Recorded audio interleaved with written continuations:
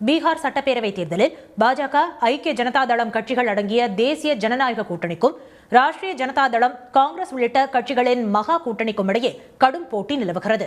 243 தொகுதிகள் கொண்ட பீகாரில் முதல் கட்டமாக 121 தொகுதிகளில் கடந்த 6ஆம் தேதி வாக்குப்பதிவு நடைபெற்றது.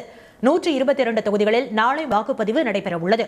இந்நிலையில் 2ஆம் கட்ட தேர்தலுக்கான பிரச்சாரம் ஓய்ந்தது. கிருஷ்ணகஞ்ச் பகுதியில் பிரச்சாரம் செய்த ராகுல் காந்தி, தொழிலதிபர்களின் நலனில்தான் மோடி தலைமையிலான அரசு அதிக அக்கறை செலுத்துகிறது என்றும், பீகாரில் தொழில்துறையை மேம்படுத்த எந்த நடவடிக்கையும் எடுக்கப்படவில்லை என்றும் குற்றம் சாட்டினார். अमित शाह यहां आते हैं और कहते हैं बिहार में उद्योग लगाने के लिए जमीन नहीं है. सीधा स्टेज से आपको झूठ बोलते हैं. जमीन की बिहार में कोई कमी नहीं है. अदानी के लिए जितनी भी जमीन चाहिए नीतीश जी और नरेंद्र मोदी की सरकार देने को तैयार है. बिहार में 1 एकड़ 1 रुपए के दाम में अदानी को दिया गया है.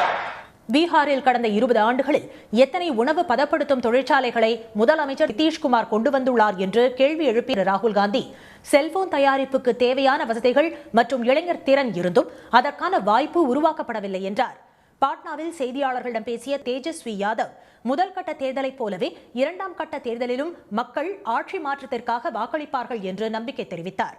இதனிடையே சுபால் பகுதியில் தேர்தல் பிரச்சாரம் மேற்கொண்ட பாதுகாப்புத்துறை அமைச்சர் ராஜ்நாத் சிங், நாட்டில் பாஜக கூட்டணியை தவிர வேறு யாராலும் வளர்ச்சியை கொண்டுவர முடியாது என கூறினார்.